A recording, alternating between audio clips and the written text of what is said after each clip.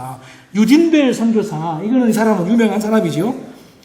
이 전남 선교의 아버지라고 불리는 이 사람은 그 한국명으로는 배유지 선교사라고 불립니다.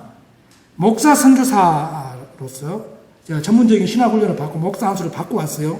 그 한국에 들어올 때 로티 위더스푼이라고 하는 여인과 결혼한 상태로 한국 땅에 들어와가지고 1895년에 그 선교사 연례대회에서 전라남도가 선교지 답사를 배유지 선교사와 이눌스 선교사에 밖에서 탐색부터 해가지고 이 사람이 군산 거쳐가지고 나주, 목포를 오가면서 선교부에 적합한 곳을 물색을 합니다.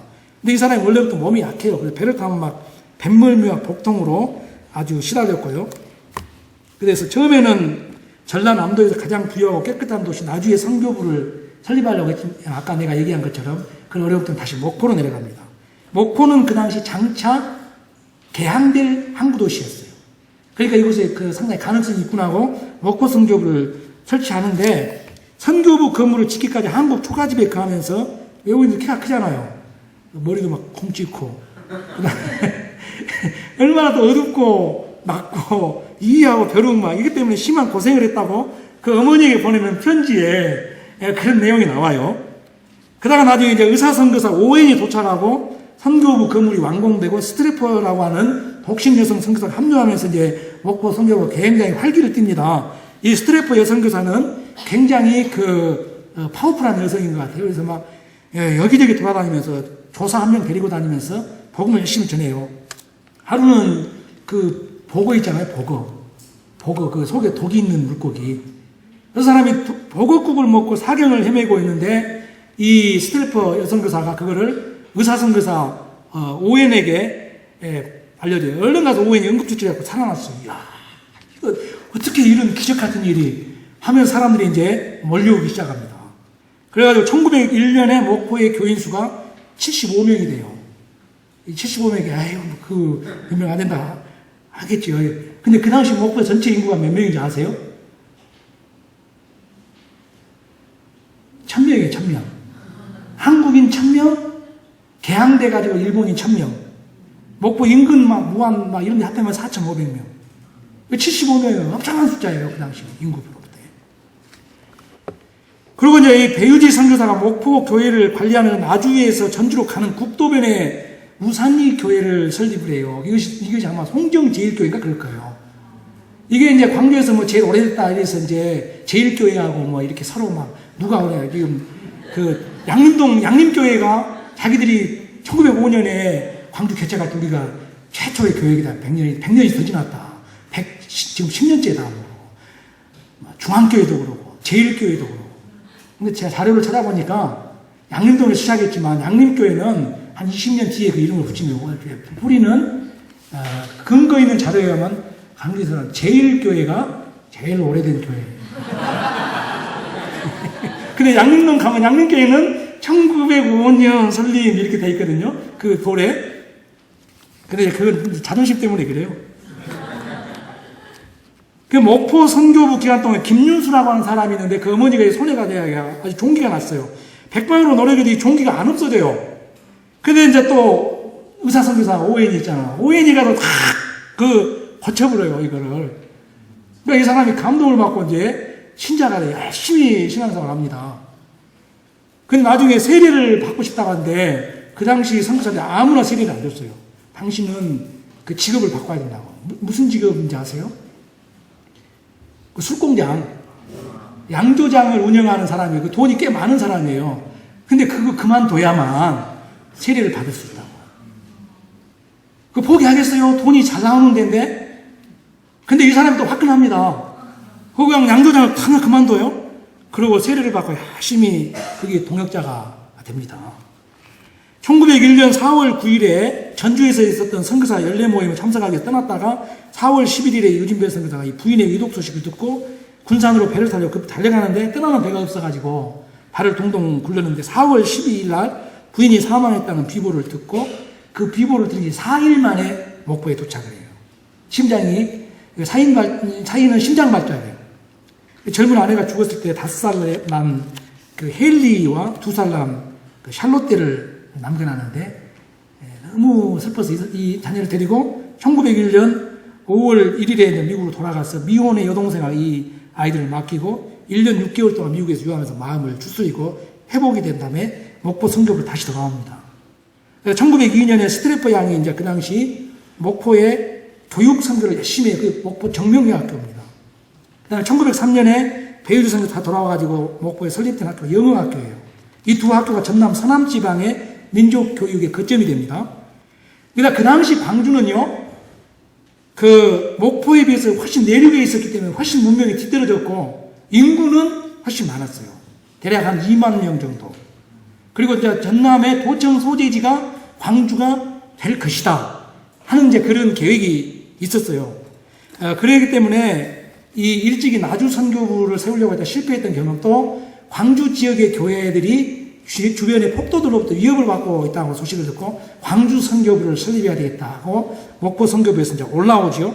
1904년에 4월에 목포교에 아까 그 술공장 하다 그만둔 화끈한 이 김윤수 집사를 광주로 보내가지고 터전을 마련하도록 하면서 자신은 재혼을 하기 위해서 미국으로 4월에 귀국을 해가지고 군산 선교부에 부이리엄 선교사의 여동생 마가렛 볼이라고 하는 여인과 결혼해서 8월에 돌아와가지고 신혼여행도 하지 않고 바로 광주 선교부 설립을 12월 9일 날 오웬 선교사 가족과 함께 광주로 올라와가지고 12월 25일 날 1905년 12월 25일 날 광주시 양림동에서 개척 예배를 드려요. 그게 광주의 개신교 최초의 교회가 시작된 것이다. 이렇게 볼 수 있어요. 가정집은 예배 처소 겸 진료소 역할을 합니다. 그래서 이제 배유지 선교사는 그 광주의 그 절반하고 전남 지역의 서북부 지역을 감당하고 오웬 선교사는 전남 지방의 광주 또 일부분하고 절반하고 동남부 지역을 맡아서 선교를 하는데 아주 교회가 폭발적으로 성장을 해요. 유년 주일학교 같은 게 너무 많아져가지고 과거 목포 정흥학교 설립을 그 경험을 살려가지고 1908년 2월 1일 정부로부터 정식 인가를 받아 하나님을 유일하게 섬긴다는 뜻의 학교 숭일 숭일학교 그 장로교 학교입니다. 숭일학교를 설립을 하고 했고 광주에서 사역이 활발했는데 1911년에 그가 담임했던 교회의 성도가 500명에 가까웠어요. 엄청난 숫자입니다. 500명이면. 근데 그 당시는 세례 교인이 100명, 세례 학습을 받고 있는 100명이라면 실제로 세례장을 준 사람은 20명도 안 돼요. 철저하게 예수님께 대한 신앙 고백이 있는 사람은 아주 철저하게 엄선해서 세웠습니다. 아무나 교회 멤버로서 세우지 않았어요. 아까 그 김윤수 집사 같은 경우도 그 안 좋은 직업을 포기를 해야 세례를 줬어요. 상당히 훈련이 강하게 좀 됐던 그런 부분을 엿볼 수가 있습니다.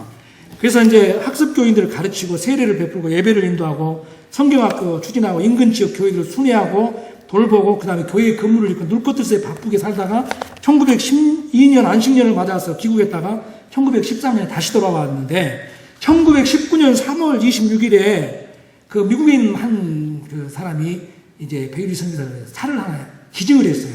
인천에 배를 타고 이제 그 차가 왔죠. 그래가지고 가서 지금 배유지 선교사 부부하고 목포의 크레인 그 다음에 노라복 선교사 이 사람들이 배유지 선교사의 새로운 차를 가지러 가가지고 인천에서 그 차를 타고 새 차를 탁 타고 기분 좋게 광주로 내려오다가 수원역을 지나 병점역에서 이 열차 진입을 확인하고 분명히 자기는 그래 열차 진입을 확인하고 건넜는데 갑자기 기차가 들어와서 그냥 차 뒷부분을 받았어요. 운전하던 배유지 선교사는 차 밖으로 뛰쳐나가고 옆자리에 노라복 선교사는 눈을 크게 다치고 뒷자리에 있던 배유지 선교사의 아내와 크레인 목사는 현장에서 즉사를 합니다. 두 번째 부인을 잃어가지고 그 두 자녀를 또 데리고 귀국할 때 그 슬픔에 대해서 이렇게 글에 나와 있어요. 금년은 슬픈 크리스마스가 될 것입니다. 점점 더 마가레트가 그리워지는 것을 막을 길이 없습니다. 지금도 자주 그 끔찍했던 사고의 망상이 떠오르고 그 엄청난 엔진, 기차를 말합니다. 엔진이 다가올 때 몇 인치만 더 앞으로 나아갔었더라면 얼마나 좋았을까 하는 상념에 사로잡히곤 합니다. 그날 우리는 얼마나 행복했으며 이러한 끔찍한 일을 만나리라고는 꿈이라도 생각했겠습니까? 나로서는 이러한 일련의 사건들을 도저히 이해할 수 없으나 사랑하는 하늘 아버지를 굳게 믿으며 모든 일을 선으로 인도하실 것을 믿습니다. 이런 슬픔 중에도 아내의 명의의 재산 정리를 해가지고 자녀들 양육비로 충당을 하고 1920년 켄터키 중앙대학에서 신학 박사학위를 받고 1921년에 가을에 다시 이 그 슬픔을 이기고 한국에 다시 돌아옵니다. 선교사로. 그래서 22년에서 정확하게 언제인지는 몰라요. 1922년에서 23년 사이에 세 번째 부인과 결혼을 하는데, 이 사람이 1907년부터 한국에 와서 독신으로 선교에 동참했던 여자 선교사 디샤트라고 하는 여자가 30대 후반에서 40대 초반 정도 된 아주 그 올드미스예요. 이 결혼을 합니다.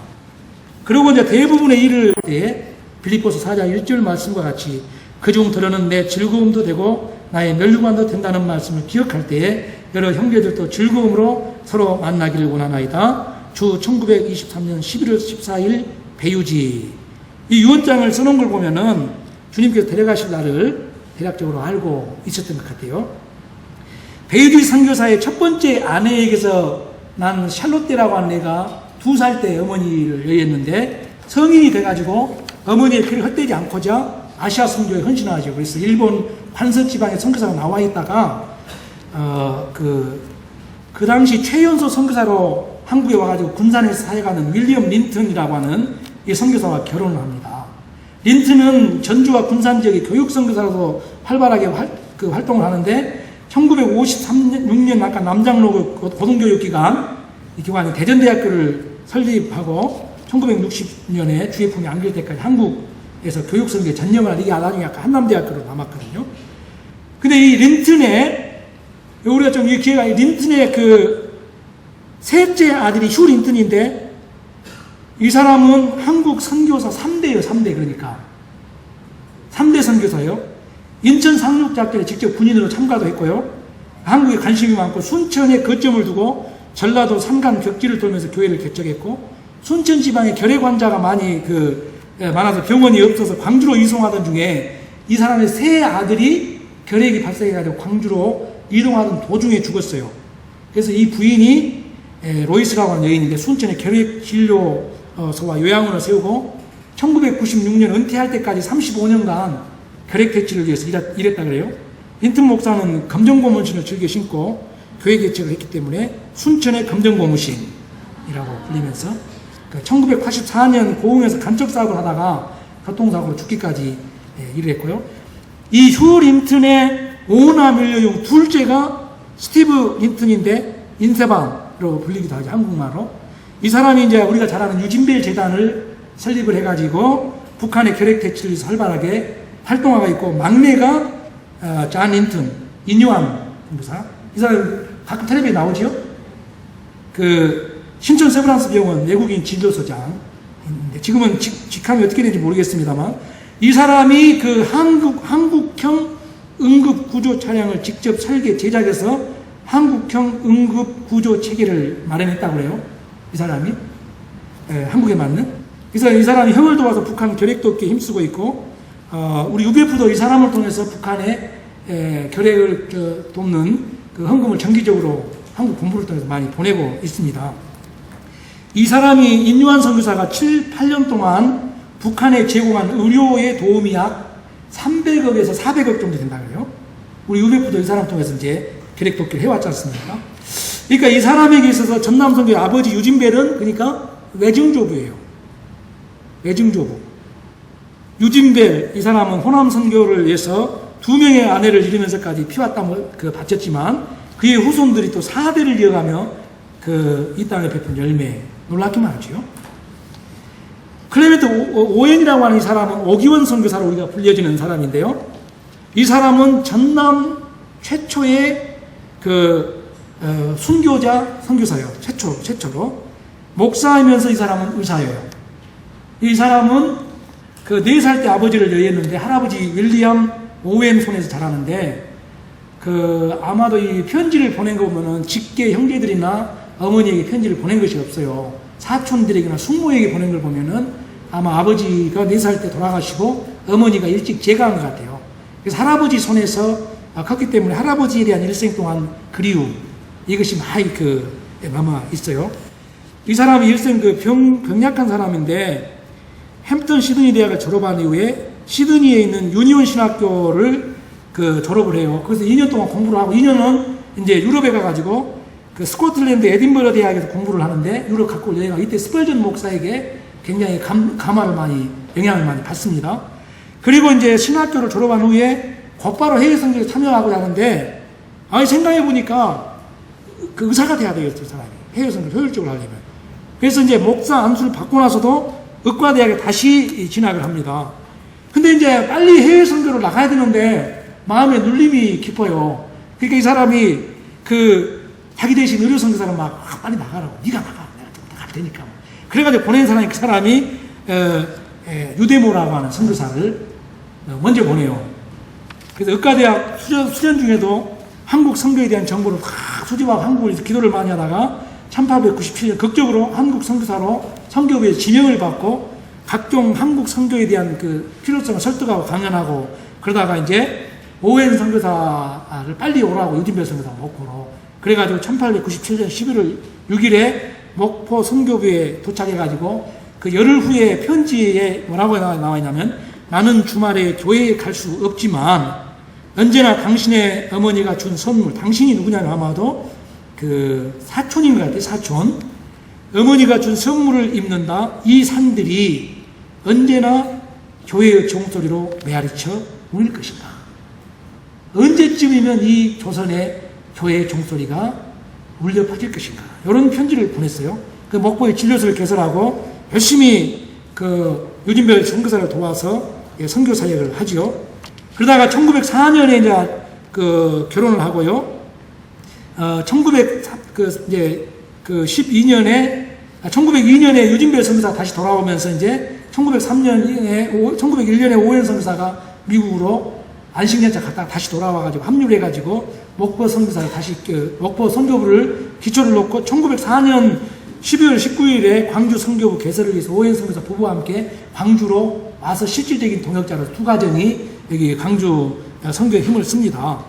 그래서 이 사람이 그 병약한 몸이었는데 유진별 선교사와 함께 호남 지역을 둘로 나눠가지고 전남 지역을 광주와 전남 지역을 섬겨요. 그래서 그 한 사람의 조사를 데리고 이 사람이 굉장히 몸이 약해요. 그래서 이제 막 그 시골 순회 전도에 다니는데 너무 그 지역이 방대한데 한 사람의 조사를 데리고 말 타고 다니면서 이렇게 교회를 섬기는데 불결한 잠자리, 이나 벼룩 같은 거 깨끗이 못하는 막 그 물 등으로 배앓이에 자주 시달리고요. 한 사람의 조사를 드리고 13개 지역을 전도하는데 이 사람 어떤 사람이 조사를 해보니까 이분의 활동 영역은 선교사 3사람 분량이라고 해요. 선교사 3사람 분량 혼자 감당했는데 1908년 한 해 동안에 20여 개의 예배 모임을 새롭게 했고 66명에게 세례를 베풀었어요. 전년에 비해서 배가의 역사를 이루고 그래서 이 사람에 의해서 순천 선교부가 세워집니다. 또 강주에서 개최한 성경학교에 너무 많은 사람들이 인근에서 몰려오니까 이 사람들이 그 건물이 필요하겠다. 이 학생들을 수용해서 집중적으로 성경을 가르치는 건물이 필요하겠다. 그래서 이제 할아버지를 기념하는 큰 성경학교 건물을 지으려고 계획을 하고 미화 3,000달러를 확보했는데 4,5,000달러가 더 필요합니다. 그래서 삼촌에게 그거를 좀 보내달라고 했는데 나중에 이 사람이 죽고 난 다음에 그 건물이 지어져서 강주 개신교 역사를 대표하는 아주 큰 건물이 돼요. 지금은 작지만 그게 바로 기독간호대 옆에 있는 오웬 기념관이에요. 이게 굉장히 중요한 건물입니다. 여러분이 가보면 이게 그 당시는 광주 신문화 중심의 역할을 했어요. 이필렛이라고 하는 분이 최초의 소프라노 독창회를 이곳에서 했고요. 이승만 대통령이 남대리 선교사의 통역으로 이곳에서 강연했고 미 신탁통치 기간에는 이곳에서 미 군정 사무실을 썼고 6.25 때는 인민군 사무실 이런 그 전란 이전에는 광주의 기독교 학생들의 모든 그 학생들의 채플 장소로 쓰였다 그래요. 그래서 이제 오웬이 1909년 그 성경학교를 운영을 하다가 3월에 조사를 데리고 저기 지방 순회를 가다가 장흥에서 격렬한 원으로 시달려서 광주로 급히 이송을 하게 돼요. 그때 광주 지금 기독병원 제중원이라고 하는 그 병원의 원장이 우월승 선교사가 그 목포의 포사이트 그 의사 선교사에게 전부를 보내가지고 광주로 급히 오라고 했는데 이 사람이 오는 중에 4월 3일 날 10시 45분에 하나님 나라로 가고 그 무덤이 광주 양림동 선교사 묘지에 있어요. 그 오웬이 죽은 다음에 부인은 메리, 루스, 도로시 세 딸을 데리고 광주에 남아서 선교를 지금 하는데 이게 ON에서, ON이 이제 죽어갈 때 위급 소식을 듣고 목포에서 포사이스트 선교사가 이렇게 급히 이제 말을 타고 오는데 광주에서 한 13마일 정도 떨어진 곳에서 막 어떤 그 사람이 살려주세요 하는 음성을 들어요. 근데 그 죽어가는 그 여자 나환자입니다. 근데 이 환자가 10여 년 전부터 나환자로 살았는데 4년 전에 남편이 이제 죽고 친척도 없는 처지에 구걸하고 있는 이런 여인인데 포사이트 의사가 말 타고 급히 오다가 내려가지고 이 여인을 가슴에 안고 말에 태웁니다. 자기는 걸어서 광주로 데려와가지고 광주 진료소에서 이틀을 치료하는데 환자들이 원성이 많으니까 벽돌 굽던 가마터에 살게 해가지고 임시로 보호를 해주고 ON의 부인이 남편의 이부자를 이 나환자에게 깔아주고 이 여인이 포사이트의 치료를 받고 복음을 듣고 선교사들의 보호를 받다 2주 뒤에 하나님의 나라를 가요. 이 선한 사마리아인과 같은 역할을 하는 거죠. 근데 요 소식이 광주에 전역에 알려지면서 수많은 선교사들이 몰려들어요. 그 중에서 이 사랑의 소식을 들은 광주의 유명한 남폭자 최흥종이라고 하는 사람. 여러분들이 한국 최흥종을 언제 한번 읽어보실 분 한번 책을 읽어보세요. 굉장히 감동적이에요. 그 30명의 조직폭력배의 대장인데 이 사람이 와가지고 무릎을 꿇어요. 그 사랑에 감동해가지고 무릎을 꿇어요. 화끈하게 변화가 돼서 이 사람이 나중에 장로가 되고 목사가 돼가지고 광주 여기 도의원 되라고 도지사가 되라고 이 사람이 거부하고 나환자들을 섬기면서 사는 아주 굉장히 그런 감동적인 사람이에요.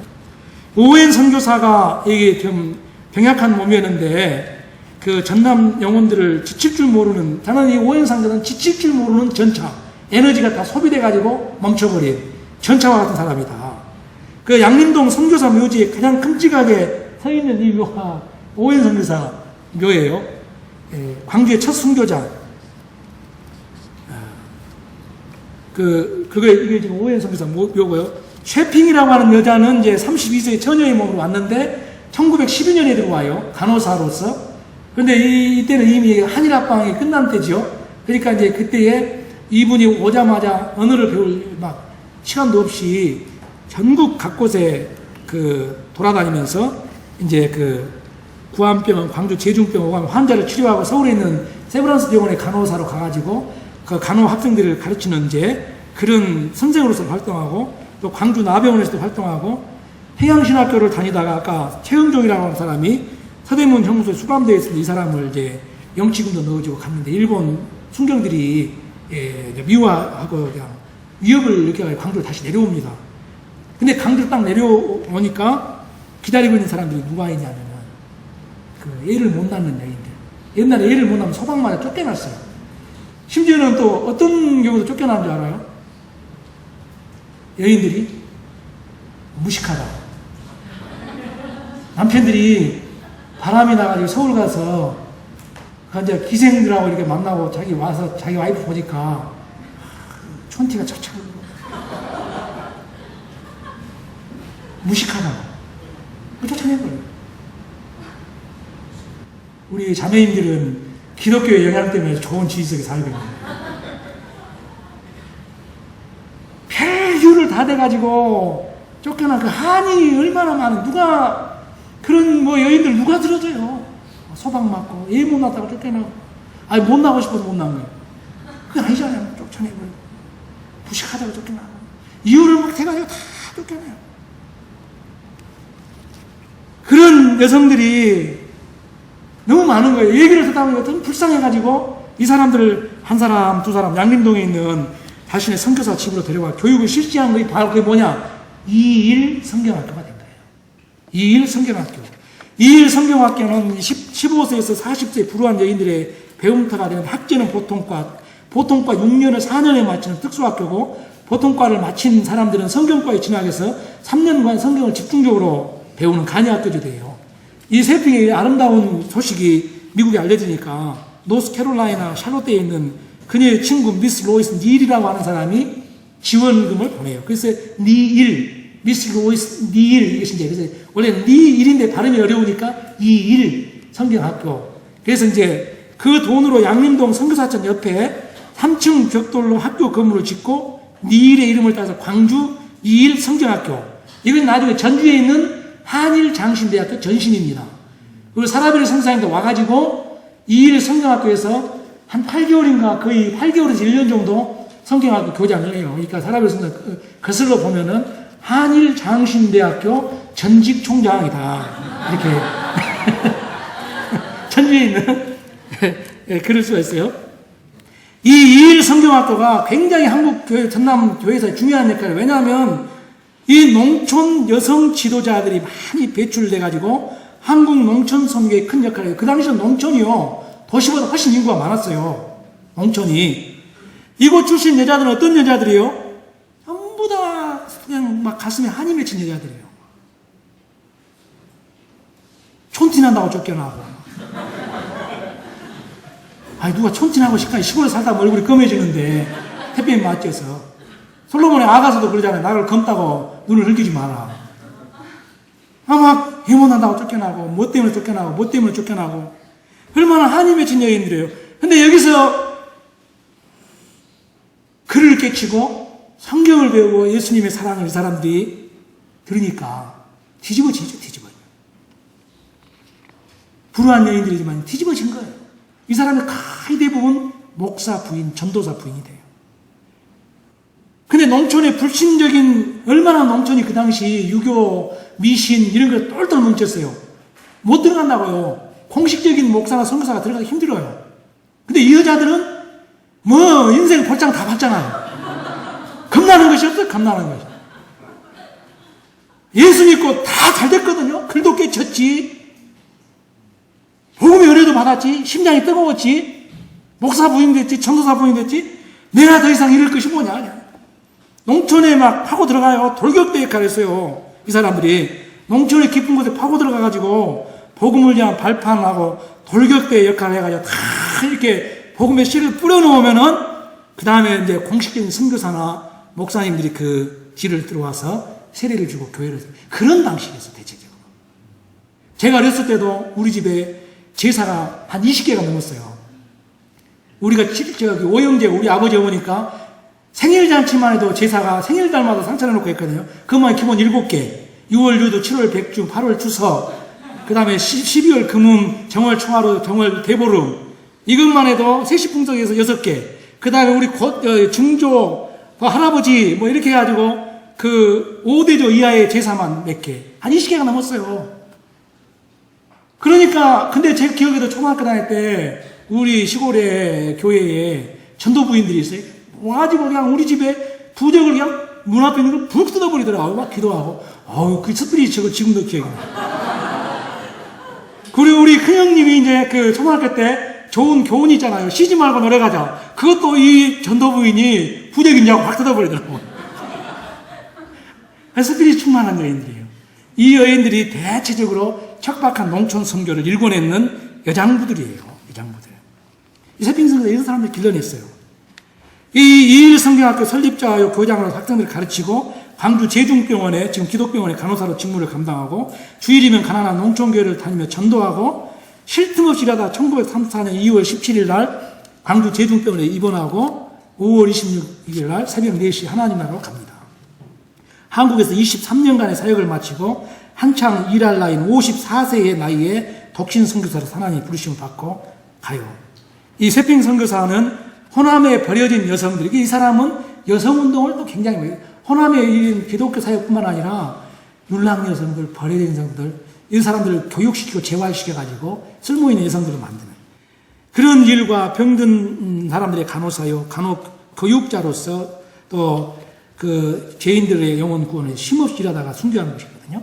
이 세핑 선교사의 사망 소식이 알려지니까 얄습한 사람이 누구냐면은 그 광주 양림천에 그 옛날에는 거지들이 많았어요. 그 생활 그런 걸 거지들이 제일로 충격을 받았어요. 이 세핑 여사가 선교비를 받으면 생활비를 받으면 제일 먼저 어디로 가냐면 양림천으로 가요. 양림천으로 가면 거지들이 따라 나와요. 이 사람들 데리고 어디로 가겠어요? 목욕탕으로 가요. 공중 목욕탕으로 다 씻고 나오면 그 사람 데리고 그 다음에 깨끗이 옷을 갈아입힌 다음에 옷가게로 가가지고 옷을 갈아입힌 다음에 새 옷으로 이렇게 입히고 음식점을 안내해가지고 쇠고기 이런 것으로 배를 불리고 대체적으로 그렇게 살았어요. 독신으로 살면서 다 거기다 썼단 말이에요. 그래서 양림천 거지들은 쇠핑 선교사를 항상 그들의 어머니라고 불렀거든요. 오웬 기념각에서 수많은 광주 교회 교인들, 시민들, 숭일학교 수피아여학 학생들이 모여서 이 장례식을 치르는데 제일 앞에 있던 양림천 거지들이 한결같이 엉엉 웁니다. 어머니 우리는 어떻게 살아요? 근데 더 놀라운 거는 천형이라고 알려진 음성 나환자들이 앞자리에 이 사람 같이 앉아있어요. 이 사람들 역시 한결같이 목 놓아 울어요. 어머니 그렇게 가면은 우리는 이제 어떻게 해요? 이 광주 제중병원에 이분이 근무하면서 그 여수 외양원도 선교사들이 세운 거거든요. 거기서 나환자들이 오면은 쉐핑이 아주 정성을 다해서 간호하고 살펴줍니다. 나환자라고 막 그렇게 홀대하지 않고. 이렇게 이 나환자들이 여기 와가지고 감동을 받은 거예요. 원래 쇠핑의 장례식은 교회장이나 선교의 장으로 하려고 했는데 광주 시민들이 막 데모를 했어요. 어떻게 그럴 수가 있냐. 이렇게 그 장례식 그딴 식으로 하면 그냥 우리가 막 뭔 일을 이렇게 했다. 안 된다. 그래가지고 막 광주 시민들의 여론에 따라서 사회장으로 치릅니다. 최초의 광주시가 생긴 일에 있었던 최초의 사회장으로 장례가 치러집니다. 이게 사회적인 영향이 어떠했던가를 알 수가 있는 거예요. 그리고 사회장으로 치러진 사람이 아까 최은종 목사라고 하는 그 사람도 사회장으로 치러집니다. 나중에. 이 쇠핑의 장례식이 광주 시민들의 마음을 움직여요. 그래서 이 장례식 이후에 광주 시민들이 많이 교회에 나왔고요. 이 쇠핑의 이런 정신을 유아래 선교사가 있고, 제가 볼 때는 이 스타라베리 선교사님에게도 어떤 점에서 이런 스피릿이 많이 사랑과 스피릿이 흐르고 있어요. 여러분들이 광주 양림동 선교사 묘지에 가면 꼭 살아있는 생화가 놓여있는 게 쇠핑의 묘지 앞이에요. 기독간호대 학생들이 꼭 살아있는 생화를 많이 갖다 놓고 있어요. 우리가 좀 정리를 해보면 호남지방에서 활동했던 남장로교 선교사만 해도 무려 450명입니다. 복음선교, 의료선교, 교육선교, 문서선교, 문맹퇴직, 구제, 여성운동, 이들이 행했던 일들이 일일이 열거하기가 좀 어려워요. 지금 호남지방이 이처럼 아름답게 된 것, 호남지방이 그래도 전국에서 가장 복음화율이 높은 지역 중에 하나입니다. 서울 지역과 함께. 그거는 우리 UBF 운동도 호남에서 시작됐고, 하나님 이런 복음의 선교사들을 통해서 복음의 강물이 흘렀기 때문에 복음에서 나오는 좋은 아름다운 열매들이 이 땅을 에스겔서 47장 말씀처럼 흘렀기 때문에 이런 역사가 일어난 것이다. 제가 그거를 발견할 수가 있었어요. 여기에 일일이 기록되지 못한 남장로교 선교사들 활동 내용 헤아릴 수 없고요. 제가 연구하면서 굉장히 하늘의 별처럼 기억하고 싶은 사람이 참 많아요. 일일이 살펴보지는 않겠습니다만 대체로 미국에서 좋은 교육을 받고 그 당시는 대부분 석사, 목회학 석사, 또 의사 이런 사람들이 그 당시 인력 중에 최고급 인력들이 들어왔어요. 또 들어온 사람들은 법관직을 포기하고 자기 3대째 법관 집안인데 그것도 포기하고 들어온 사람들, 의사로서 안정된 삶을 포기하고 몇 달씩 걸리는 배 타고, 지금은 20시간이면 미국에서 오지만 그 당시 몇 달씩 배 타고 이곳에 들어왔던 이 선교사들이 겪었던 고난, 그건 위대한 고난이다. 그렇게 정리가 할 수 있어요. 450명의 남장로 선교사들이 호남 지방에서 이뤘던 그 일들은 실로 위대한 일이고, 이들의 헌신과 수고를 읽고 정리하면서 저는 고린도후서 11장 23절에서 27절에 있는 사도 바울의 복음 선교사로서 그가 당했던 고난의 목록들, 그것이 떠올랐습니다. 내가 수고를 넘치도록 하고 옥에 갇히기도 더 많이 하고 매도 수없이 맞고 여러 번 죽을 뻔하였으며 유대인들에게 40여나 감한 매를 5번 맞고 3번 태장으로 맞고 1번 돌로 맞고 3번 파선하고 일주야를 깊은 바다에서 지냈으며 여러 번 여행하면서 강의 위험, 강도의 위험, 동족의 위험, 이방인의 위험, 신의 위험, 광야의 위험과 거짓 형제 중에 위험을 당하고 또 수고하며 애쓰고 여러 번 자지 못하고. 우리 UBF는 이제 선교 50년을 넘어가 54살이 됐습니다. 우리가 파송한 선교사들도 1500명대를 넘어섰고, 그런데 중요한 것은 이제 우리가 세계 각곳에 파송한 선교사가 1500명이에요.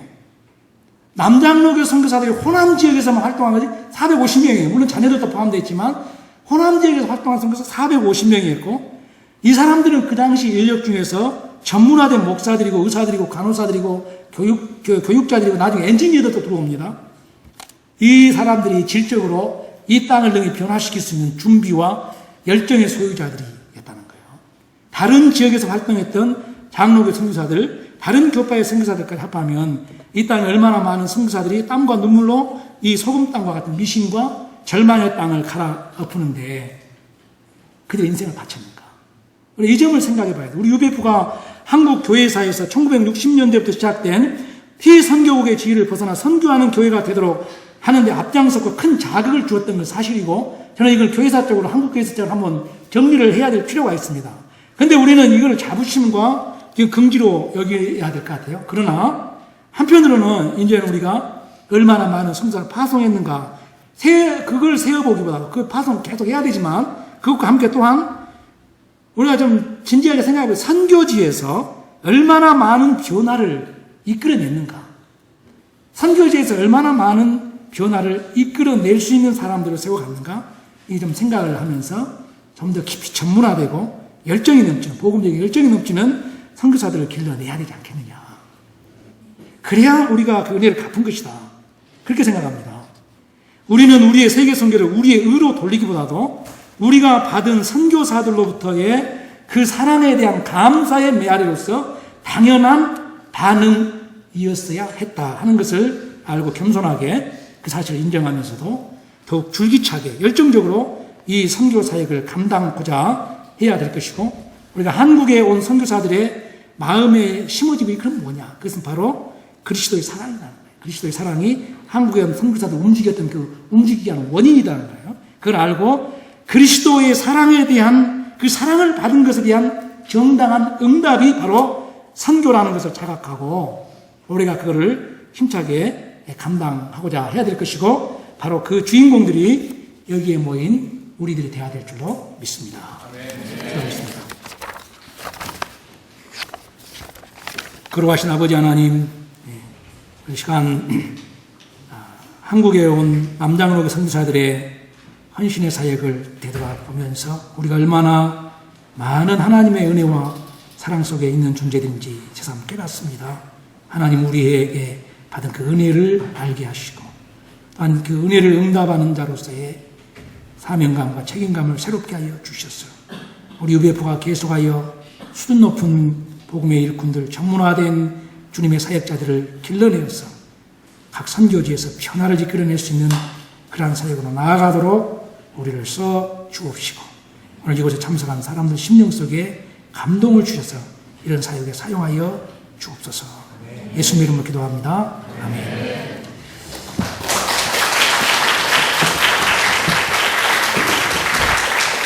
질문은 생략하겠습니다. 저녁 식사를 하셔야 될 것 같아서.